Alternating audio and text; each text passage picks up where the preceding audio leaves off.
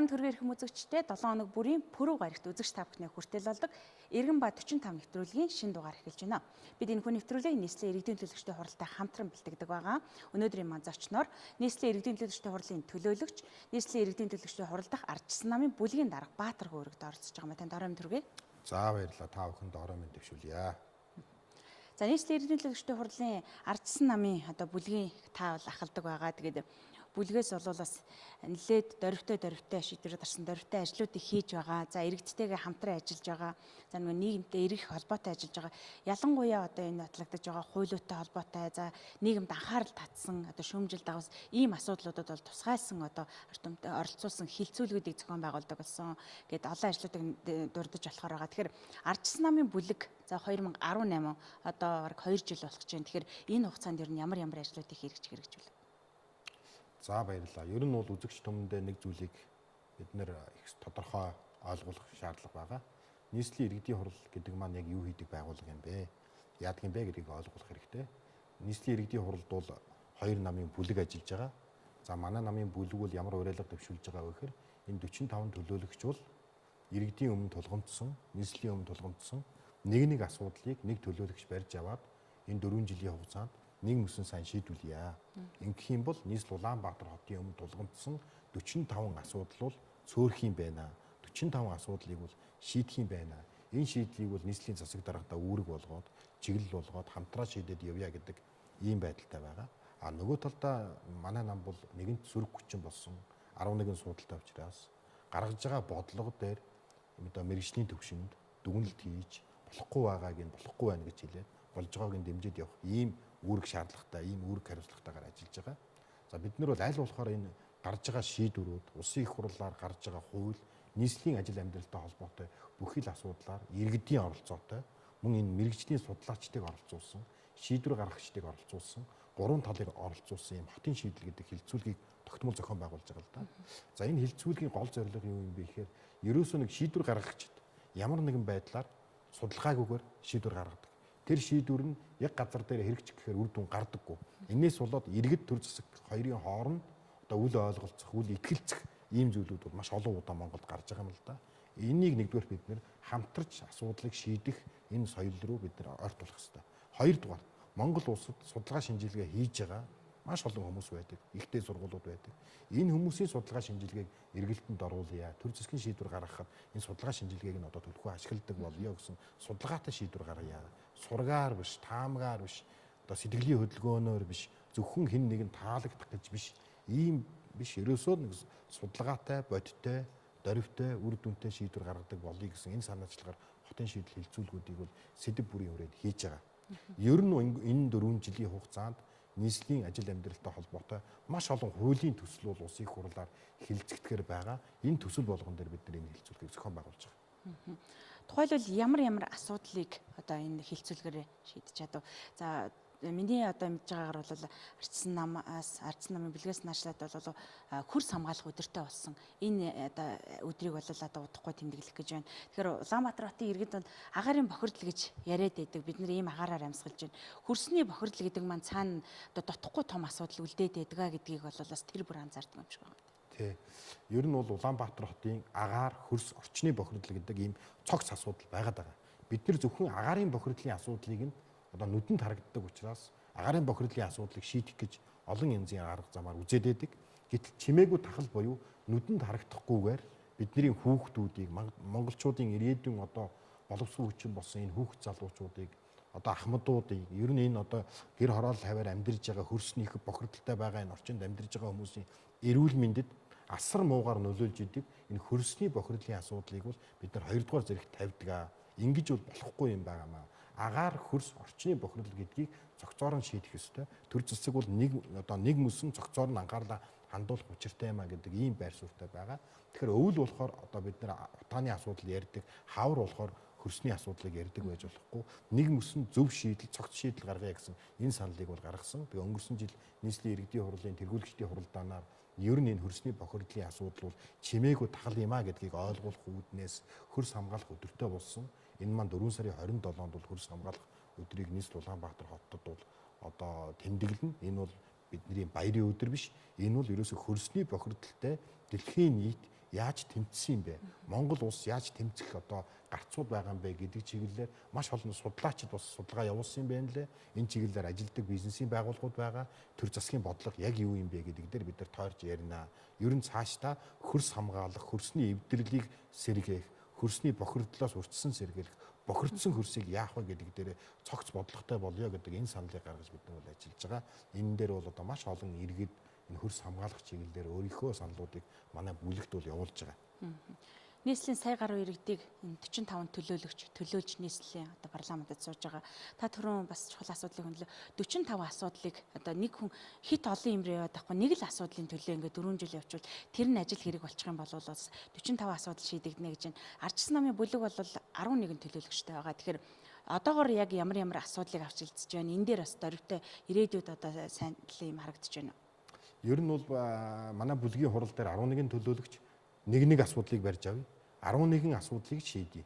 Энэ 4 жилийн хугацаанд.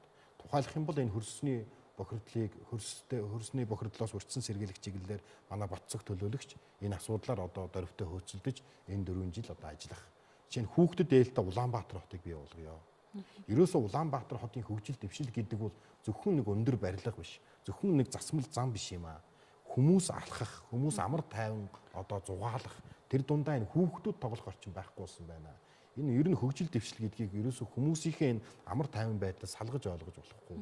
Тэр дундаа энэ хүүхдийн хөгжилд чиглэсэн дэд бүтц хөгжлийн энэ хөтөлбөрүүд гэдэг бол хамгийн чухал юм байна гэдэг нийслэлийн иргэдийн хуралд харьцсан намын эмэгтэй төлөөлөгчд бол энэ хүүхдэд ээлтэй Улаанбаатар гэдэг сэдвийг одоо сонгож аваад энэ чиглэлээр судалж байгаа бүх хүмүүсийг урьж оролцуулаад хамтарч ажиллаад тодорхой шийдлүүдийг гаргаад одоо төсөл хөтөлбөрийг нийслэлийн иргэдийн хуралд өргөн барьж байна л да. Юу хэлэх гээд байна вэ гэхээр ерөөсөө энэ 45 төлөөлөгч нэг асуудлыг бариад авах юм бол 45 асуудлын үр дүн гүйцэнэ. Нийслэл Улаанбаатар хотод тулгамдсан асуудлыг жагсаах юм бол маш олон асуудал болно.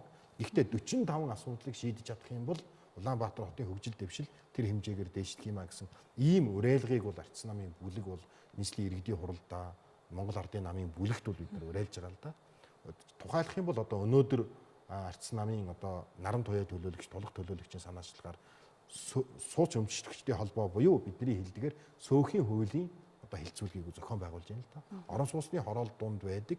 Одоо бид нар ингээд харахад энгийн юм шиг боловч хүмүүсийн өдөр тутмын амьдралтай, айл өрхийн өдөр тутмын одоо амьдралтай холбоотой, салшгүй холбоотой зүйл бол сөөхийн асуудал байдаг. Тэгэхээр энэ сөөхийн асуудлыг яах вэ гэдэг дээр бид нар өнөөдөр хилцүүлгийг бол зохион байгуулж, хуулийн төсөлд иргэдийн саналыг, сөөхийн төлөөсөн хүмүүсийн саналыг, сөөхийн үйлчлэгээ авч яадаг тэр оршин суугчдын асуудлыг бид нар хуулийн төсөлд өргөн барьж байгаа юм л да. Тэгэхээр энэ хилцүүлэгт бол нөгөө хуулийн төслийг өргөн барьсан тал нь оролцдог. Тэрнийг одоо хүлээж авж байгаа тэр хуулийн одоо хэрэгжилтэнд одоо зохицуулагдж байгаа ард иргэд буюу тэр сөөх бүх байгууллагууд нь ирж оролцдогоор хилцүүлгийн онцлог байдаг л да. Яг сөөхийн асуудал гэдээ яригдах дээр нэмэт хэлэхэд бол шудраг хурцлын хэрэглэгчийн төлөө газар ирж байгаа гомдлын дийлэнх нь сууц өмчлөгчтэй холбоотой асуудал байдаг. Тэгэхээр иргэдээс ирж байгаа гомдол, санал ерөөсөө сөөхтэй холбоотой асуудал тасардаг учраас энэ бол их цаг үе олсон гэдгийг тодтох нь зүйтэй ойлгож бодож байна. Тэгээд иргэд бол энэ дээр бас сошиалор ч юм уу өөрсдийнхээ санал бодлыг хэлж исэн. Одоо өнөөдөр ер нь сөөх гэдэг маань одоо ямар хэлээр зохицуулагдахын цаашаад ингээд ажиллаад байх юм уу? Иргэдээс зүгээр мөнгө ураагаад байх хэрэгтэй юм уу? Ер нь одоо сууц өмчлөгчдийн дээд зөвлөлийн яаж ажиллах хэрэгтэй гэдэг дээр бол маш одоо идэвхтэй байр сууриа илэрхийлж байсан. Тэгэхээр энэ дээр бол хууль хилцэж байгаа энэ үед бол бас их чухал санаачлага очиж байгаа байх л та тийм. Тэгээ яг л энэ одоо орон сууцны хороололтой холбоотой мөн одоо гэр хорооллын дундын өмчлийн газар буюу бидний хэлдгээр göөх гэж яриад байгаа. Ер нь гэр хороолж ялгаа авахгүй дундаа ийм одоо үйлчлэгээ, цэвэрлэгээг нь хангаж яадаг ийм байгууллага байх уу буюу гэдэг асуудлыг хуулийн хилцүүлэг дээр ярьж байгаа. За хоёрдугаарт манай мөн Ардчилсан намын бүлгийн тулахт наран туяа төлөөлөгч хоёр бол энэ асуудал дээр иргэдийн саналыг, нийслэлчүүдийн саналыг тусгаад хуулийн ажлын хэсэгт өргөн барьж байгаа. За хуулийн ажлын хэсэгт бол 2-3 чухал зүйл байгаа. Ер нь цаашдаа сөөх гэдэг байгууллага байвал ямар хэлбэрээр байх юм бэ? Иргэдийн төлж байгаа тэр одоо мөнгө хураамжинд ямар үйлчлэгээ үзүүлж явах юм бэ? Тэр үйлчлэгийг авч чадж гэнэ үгүй юу гэдгээ иргэд айл өрх маань яаж хянах юм бэ? Хяналтын тогтолцоо нь ямар байх юм бэ? Орон сууц нийтийн аж ахуй буюу бидний хэлдгээр оснох гэдэг байгууллагатай яаж уялдах юм бэ гэх мэтлэн ийм суур бүтцийн шинжилтэй холбоотой асуудлууд байгаа. Энэ бол мэдээж хуулиар зохицуулах асуудал. Тийм учраас хууль өөрөө их үр дүнтэй, оновчтой гарч гэмээр хуулийн зохицуултыг одоо бүгдээрээ дагаж мөрдөх хууль одоо үр дүнтэй болох ийм боломж байгаа учраас бид нар энэ хуулийн төсөл дээр саналуудыг өгж байгаа. Зөвхөн өнөөдөр одоо бид нар хуулийн төсөл дээр санал өгөөд дуусахгүй, хууль парламентээр хилцэх явцад ч гэсэн сөөхийн үйлчилгээ авж байгаа айл эрхүүд ч гэсэн саналаа өгөөд явах ийм боломж байгаамаа. Хамгийн гол асуудал юу юм бэ гэхээр бид нар ямар нэгэн хуулийг, ямар нэгэн журмыг яарн сандран гаргах биш, маш сайн судалж ээж дөрвтэй сайн гарах ёстой гэдэг ийм зарчмын байр суурь гаргаж байгаа. Ийм учраас энэ сөөхийн хуулийн дээр нэлээд их анхаарал хандуулж олон хүмүүсийн саналыг авч байгаа. Их хурл засгийн газар гэдэг их хурл бол одоо шийдвэр гаргах төвшөнд явдаг. Хотын ажил гэдэг бол өстой нэг ахын чанартай ажил. Дандаа тийм асуудал. Түрүүн одоо бид хоёр бол сөөхийн асуудал гэж ярьлаа, хөрсний асуудал, хог хаягдл гэж ярьлаа. Байнга одоо ийм ажлуудтай өстой байн нүүр тулж ажиллаж идэг хүмүүсийн хувьд бол мэдээж энэ асуудлыг ярих нь зүйтэй байх гэж бодож байна. Яг энэ өдрүүд бол Улаанбаатар хотод бүтээн байгуулалтын ажлууд өрнөж байна. Замын ажлууд эхэлж байна. Тэгээд гүүрэн гарцын асуудал гэж бас иргэд нэлээд анхаарал хандуулж байна. Ардчилсан намын бүлэгч гэсэн энэ дээр байр суурь илэрхийлжсэн. Энэ гүүрэн гарцын маань ажил эхэллээ. Тэгээд тодорхой хугацаанд энэ ажил бол гүйцэтгэх нь. Энэ хугацаанд яах вэ гэж асуудлууд за иргэдээс одоо санал авах гэл ийм асуудлууд ирж. Танай бүлгийн хувьд ямар байр суурьтай байгаа? Тэгээ энэ дээр бид нар яг бүлгийн хурлаар энэ асуудлыг бид нар нэг удаа хэлцүүлсэн. Дахиж хэлцүүлэх юм шаардлагууд байгаа л да. Ер нь бол Монгол улс нэгдүгээрт Улаанбаатар хот Монгол улсын хэмжээнд гадаадын зээл, хөнгөлтэй зээл гэж ярьдаг. Хөнгөлтэй зээл тусламжаар ямар бүтээн байгуулалтын ажлууд хийж байгаа. Хүүнд нь яг хэдэн төгрөг өгж байгаа гэдэг асуудлыг тодорхой болгох шаардлага байгаа. Улаанбаатар хотод хийгдэж байгаа томоохон ажлууд бол ихэвчлэн хөнгөлтэй зээлээр хийгддэг. Хүмүүс хөнгөлтэй зээлээр хийж ийн гэхээр нэг ерөнхийдөө орхичдаг. Энэ хөнгөлтэй зээл юм байна, гадны зээл юм байна гэж ойлгодог. Энэ зээлийг эргүүлээд монголчууд бид нэр төлдөг юмаа гэдгийг бүгдээрээ ойлгож байгаа. Тэгээд энэ зээлийн хүнд хэдийг төлөх юм бэ гэдэг асуудал байгаа. Хэдийгээр Монгол улс өнөөдөр зээл авч болно. Зээлээ авж байгаа бол тэр зээлийн мөнгийг энээс илүү үр дүнтэйгээр хэрхэн яаж зарцуулах юм бэ гэдэг дээр тодорхой шийдлүүдийг гаргах боломж өгөхгүйгээр ажлыг хийдэгт одоо Монгол улсад одоо нэг тийм тогтцсон юм буруу жишг байгаа юм л да. Энэ бол тэр улсын хөнгөлтэй зээл юм аа. Одоо тийм учраас бид нар хийж байгаа маа гэж тайлбарладаг. Өөрөөр хэлэх юм бол энэ замын цагдаагийн гүүрэн гарц маань бол 101 тэрбум төгрөгийн өртөгтэй. 101 тэрбум төгрөгээр одоо бид нар зээл авч болно. Энэ зээлээр автозамын төвжирлийг бууруулах зорилготой юм бол өөр одоо маш олон ажлуудыг хийж болно. Монгол улсад та бүхэн бүгдээрээ мэдж байгаа. Өглөөн цагаар одоо нийслэл Улаанбаатар хотын гол замууд төвжирдэг. Энэ бол сургууль цэцэрлэгтэй хүүхдүүдэд хүргэж өгөхтэй л холбоотой асуудал байдаг. Тэгэхээр энэ мөнгөний тодорхой хэсгээр шаардлагатай газар сургууль цэцэрлэгээ нэмж бариад сургуулийн автобус төслийг эхлүүлээд зарим нэгэн газар одоо юу байдгийг тийм ээ нөхөн гарц центр хийгээд замын хөдөлгөөний нэвтрэлтийг сайжруулах ажлуудыг хангалттай хийх мөнгө байгаа байхгүй. Өөрөөр хэлэх юм бол 101 тэрбум төгрөгээр зөвхөн нэг гүүр барихгүйгээр Улаанбаатар хотын сургууль цэцэрлэгийн хүртээмжийн асуудал. Мөн нэмээд жижигхэн одоо нөхөн гарцын асуудал.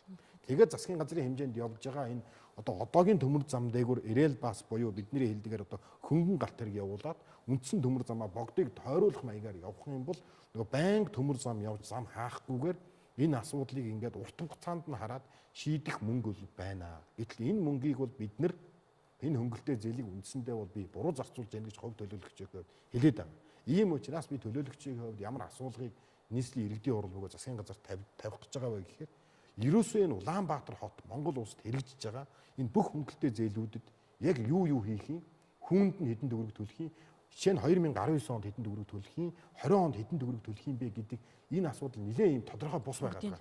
Энийг тодорхой болгох хэрэгтэй. Ил тод болгох хэрэгтэй. 25 онд хүүнд нь хэдэн төгрөг төлнө. Энэ зээлийг ингэж төлнө гэдэг энэ графикууд нь их нууц байдаг.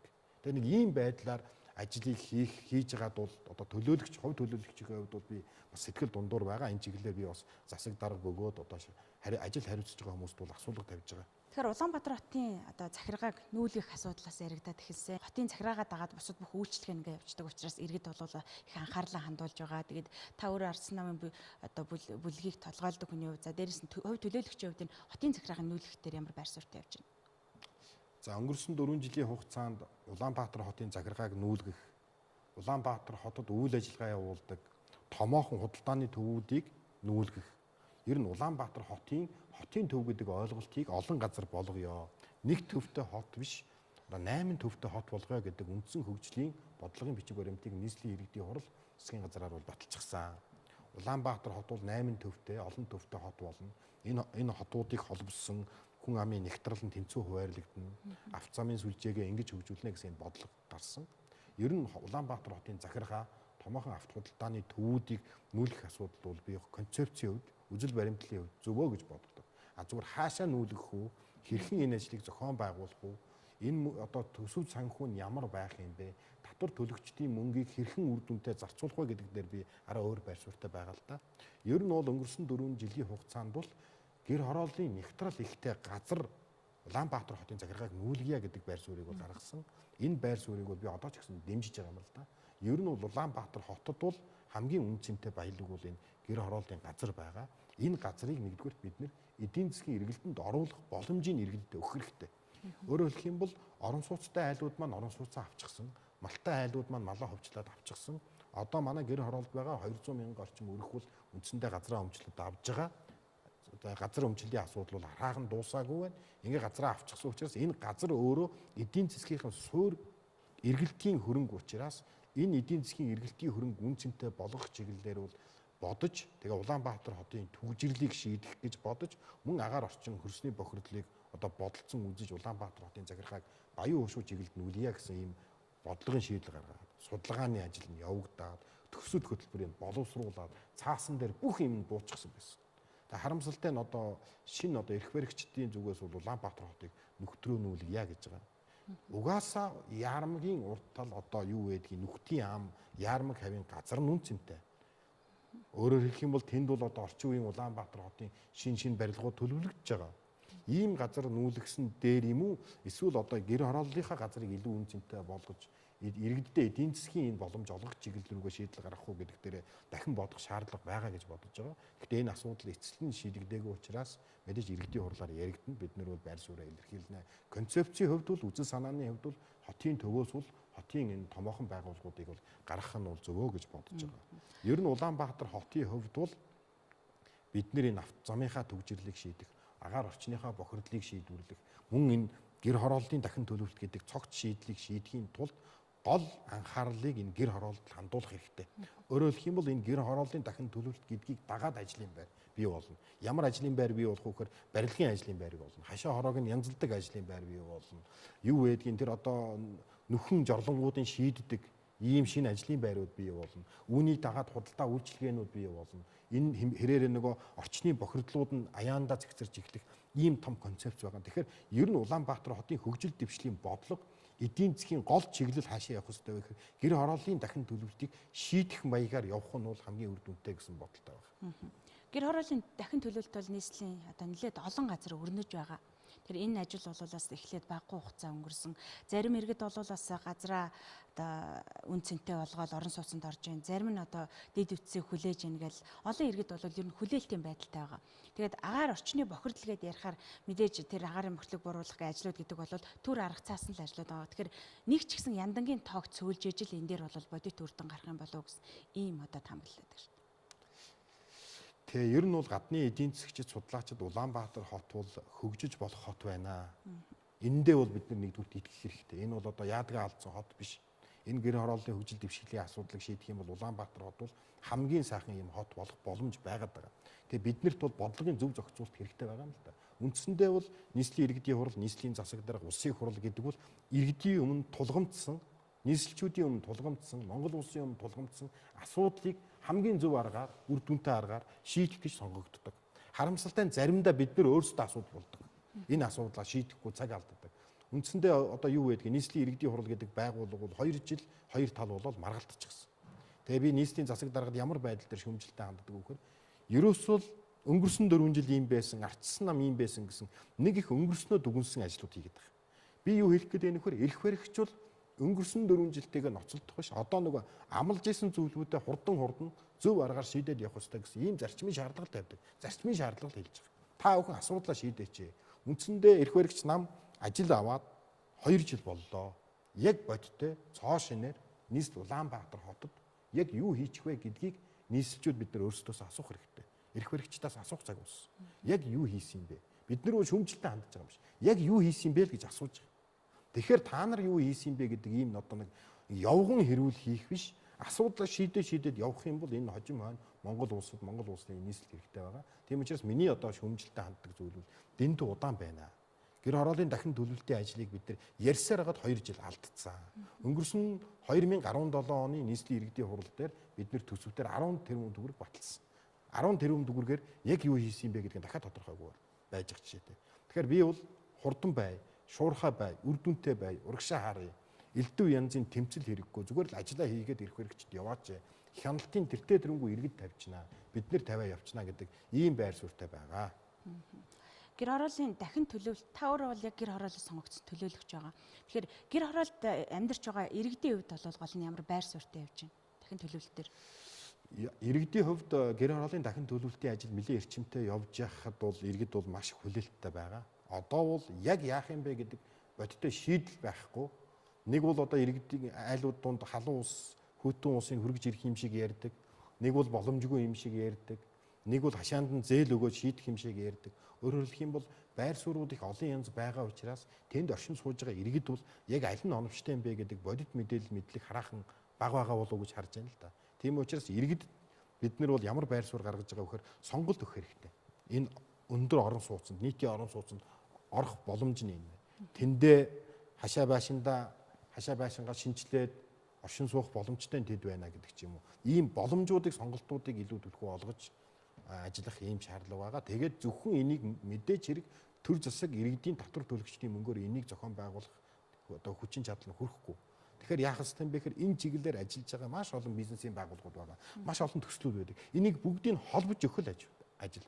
Бодлогоор зангидах тухай асуудал байгаа байхгүй. Тухайлах юм бол манай Чингэлтэй дүүрэг дээр одоо нэгэн төсөл байна л да. Энэ бол яндангуй байшин гэдэг төсөл. Яндангуй байшин гэдэг төсөл бол өөрөөр хэлэх юм бол Монгол улс бол одоо нарны эрчим хүчний нөөцтэй учраас нараар өдөр дулаанаа аваад тэгээ шөнө бол баг зэрэг одоо цахилгаанаар халаад огт яндан байхгүйгээр одоо байшин босгоод энэ дотор амьдрах боломж байна гэдгийг байшингийн бариад баталгаад үзүүлээд явуулж байна л да. Өөрөөр хэлэх юм бол нэг яндан яаж устгах вэ гэдэг энэ бодлого амжилттай хэрэгжиж байгаа төслүүд байна. Энэ төслүүдийг холбоод дэмжиж явахад одоо төр засгийн бодлого жоохон хурдан дутаад байгаа. Өөрөөр хэлэх юм бол төсөл хөтөлбөрөөсөө төрийн бодлого нь удаан байна л гэж би хэлэх. Яг иргэдийн тухайд бол мэдээж гэр хорооллыг одоо эдийн засгийн эргэлтэнд оруулаад энэ гэдэг чинь өөрөө одоо гэр хорооллын газрын үн цэн өсөд ирэх юм боломжтой гэдэг дээр бол иргэд бол байр суурьтай байгаа. За хотод хийгдэж байгаа бас томоохон ажлуудад түрүүн та дурдаад өнгөсөн. Яг энэ төвлөрсөн юмнуудыг гадагшаа гаргах хотоос тухайлбал одоо нэг авто худалдааны хэлбэр гарснаар бол мэдээж тодорхой хэмжээнд бол ачаал буурсан байгаа. Энэ бол тодорхой хэмжээнд бас амжилттай явж байгаа гэж харж байгаа шүү дээ. Ер нь. Тийм. Авто худалдааны төвүүд буюу ер нь Монголд нийслэл Улаанбаатар хотод үйл ажиллагаа явуулдаг одоо жижиг том дунд оврын ийм авто худалдааны төвүүдийг нийлүүлээд баруун захад авто худалдааны томоохон төв байгуулах ажил бол 2015 оноос эхэлсэн. Мэдээж энэ ажлыг хийхэд маш их эсэргүүцэлтэй тулсан. Тэнд үйл ажиллагаа явуулж байгаа бизнесийн байгууллагууд өөр ойлголттой байсан. Иргэд хэдийгээр дэмжиж ийсэн ч гэсэн тэр захуудын одоо удирдлагууд өөр байр суурьтай байсан. Гэсэн хэдий боловч одоо энэ үйл ажиллагаа бол одоо үр дүнд хүрж эхэлж байна. Амжилттай болж байна. Хүмүүс зөв юм байна гэж бодож байна. Одоогийн энэ ажлыг хариуцж байгаа хүмүүс ч гэсэн энэ бол зөв байжээ гэдэгтээ бол хүмүүс санал нэгдэж байна л да. Тэгэхээр ер нь бол концепцийн хувьд бол энэ худалдааны төвүүдийг зөв одоо аргачлалаар Улаанбаатар хотын аль хэсэгт гаргах вэ гэдгээр тооцох нь их зөв байгаа. Хоёрдугаарт бид нар бол зарчмын хувьд хүчээр биш. Аль болохоор эдийн засгийн аргачлалаар гаргах нь их зөв. Тэнд машина одоо борлуулж байгаа хүн илүү одоо хямдхан түрээс төлөх юм бол машинаа тэнд тавина. Тэнцэнээс машин худалдаж авч байгаа хүн түрээсийн төлбөр нь арай бага юм чинь арай бага үнээр авж байгаа бол иргэд тэнцэнээс очиж машинаа сонгож аав. Тэнд үйл ажиллагаа явуулах зардал нь арай хямдхан байвал бизнесийн үйл ажиллагаа тийшээгээл явна. Тэгэхээр би юу хэлэх гээд байна вөхөр миний хувийн зарчмын байр суурь бол ер нь бол төр засаг шийдвэр гаргаад дараа нь энийг захиргааны аргаар шийдэх маягаар явуулах биш. Зах зээлийн зарчмаар, эдийн засгийн зарчмаар боломж олгосон, илүү боломж олгосон энэ зарчим руу орох юм бол энэ ажлууд их хөнгөн хялбар явах, эсэргүүцэлтэй аль болох тулахгүйгээр явах юм боломж бол байгаа л гэж боддог. Улаанбаатар хотод сая гаруй хүн амьдарч байна. Тэгээд хотын төвлөрлийг сааруулах үүднээс бас захын одоо дүүргүүдийг хөгжүүлэх, тэнд одоо бүсчлэн хөгжүүлэх дээр бол бас бодлого явьж байна. За дээрэс нь мөн 100 айлыг бас цэгцлэх гээл асуудлууд иргэдийн урал дээр бол бас хэд хэдэн асуудлууд яригадаад байна. Тэгээ ер нь Улаанбаатар хотод дагуул хот байгуулах тухай асуудал засгийн газрын хэмжээнд үндэсний аюулгүй байдал, улсын их хурлын хэмжээнд бол маш хүчтэй яригдж байгаа. Энэ бол дагуул хот байгуулах нь зөвөө гэдэг дээр бол олон хүмүүс санал нэгдэж байгаа. Дагуул хотод гэхдээ бас хүчээр биш, ажлын байраа тойрч бий болно. Тэр хотын ер нь хот гэдэг бол ийм хамтын зохион байгуулалт. Гэхдээ хотыг үүсгэж байгаа гол зүйл бол ажлын байр. Тэр ажлын байр тойрж хот бий болдог. Тэгэхээр хот бий болгоно гэдэг бол тэнд ажлын байр нь юу юм бэ? Амьдрах чадвар нь юу юм бэ гэдгийг хамгийн нэгдүгээрт харах хэрэгтэй. Ер нь Монгол улсад тулгамдж байгаа бүх асуудлын суурь нь ажлын байртай холбоотой. Тэгэхээр энэ төсөл ажлын байрыг нэмэгдүүлэх үгүй юу гэдэг ийм том шалгуур тавьж л энэ төслүүдийг хэрэгжүүлэх шаардлага байна уу даа гэж би харж байгаа. Ажлын байрыг багасгадаг, ер нь ажлын байрыг дэмжээгүй, ажилгүйдлийг дэмжсэн ийм төсөл хөтөлбөр бол мэдээж яг одоо энэ цаг үед бол эргэж бодох ёстой төслүүдээ гэж бодож байгаа. Тийм учраас нийслэл Улаанбаатар хотод бол хаашаач харсан хийх ажил их байна. Бас эргээд харахад ажил олдохгүй байгаа, ажил хийж амжаагүй маш олон залуучууд байна. Ажилгүй хүн их байна. Тэгэхээр энэ талд нь хийх ажил их байгаад байдаг. Нөгөө талд нь одоо ажил хиймээр байгаа маш олон хүн байдаг. Энийг зөв холбож өгөх энэ бодлого хэрэгтэй байгаа юм. Энэ бодлогыг бид нэр зөв гаргах чиглэлээр гол анхаарлаа хандуулах хэрэгтэй. Энэ одоо энийг холбож өгөхгүйгээр бол монголчууд ажлын байр хайгаал гадны орн руу жагсаж шүү дээ. Өнөөдөр ерөөсө гадаадд очиж ажилласан дээр юм байна гэдэг бодолтой маш олон хүмүүс байдаг. Гэтэл улс оронд нь хийх ажил маш их байдаг. Тэгэхээр үндсэндээ бол төр засаг бол энэ үүргээ өөрийнхөө үүргийг биелүүлж чадахгүй байгаа. Иргэд маань энд маш их гомдолтой байна уу да гэдэг ийм дүгнэлтэнд хүрээд. Хамгийн ойрын хугацаанд ардсан намын бүлгээс хийхээр төлөвлөж байгаа ямар ажил байна? Энийг яриад бас ярилцлага өндөрлөө. Тэгээ ер нь бид нэр 4 сарын 27-нд хөрс хамгаалах чиглэлээр томоохон ажлуудаа хийн. Хоёрдугаарт ер нь энэ Улаанбаатар хотын хүүхдүүд энэ зун ээж аавууд өвөө эмээнээр хаана салхилах юм бэ гэдэг асуудал хаана салхилж хаана зугаалах юм бэ? Өнөөдөр туулголын орчинд үнэхээр энэ хүүхдүүд тоглох зайгүй болгосон байна. Тэгээ туулголын асуудлаар ер нь энэ туулголын урсцын асуудлаар ер нь Улаанбаатар хот засаг ямар бодолтой байгаа юм бэ гэдэг чиглэлээр томоохон ажил эхлүүлнэ. Ер нь нийслэл Улаанбаатар хотын нэг энэ нууц юм шиг боловч их сонин асуудал бол туулголын хойтлын нийслэл мэддэг, туулголын урдлын байгаль орчны яам мэддэг. Улаанбаатар хот туулголын урдталд нэг тусдаа хөгжил явдаг, туулголын хойно хөгжил явдаг. Нэг ийм болчиход байгаа. Энийг зөв шийдэх тал дээр нэлээд дөрвтэй шийдвэрүүдийг гаргахгүй бол Улаанбаатар хот туулголын өмнөх хойдох гэдэг байдлаар их эвгүй хуваагдах юм магадaltaй байгаад байгаа. Тэгээ энэ хувааж байгаа туулголынхаа асуудлыг яах юм бэ? Туулгол одоо голоо яаж авч үлдэх юм бэ гэдэг чиглэлээр одоо бүгдээрээ хүчээ нийлүүлэх цаг болж байгаа гэж хэлмээр байна. За баярлалаа. Бидний урилгыг хүлээн авчирч бас Иргэн ба 45 нэвтрүүлгийн зочноор өргөдсөн танд баярлалаа. Таны ажилд амжилт хүсье. За баярлалаа. Та бүхэндээ ч их баярлж байна. Энэ 7 хоногийн Иргэн ба 45 нэвтрүүлэг үзэгч та бүхэнд хүрлээ. За манай зочноор нийслэлийн иргэдийн төлөөлөгчдийн хурлын төлөөлөгч, за иргэдийн хурлдах ардчсан намын бүлгийн дарга Баатархуу өргөд оролцлоо. Ирэх 7 хоногт Иргэн ба 45 нэвтрүүлгээрээ дахин уулзлаа. Түр баяртай.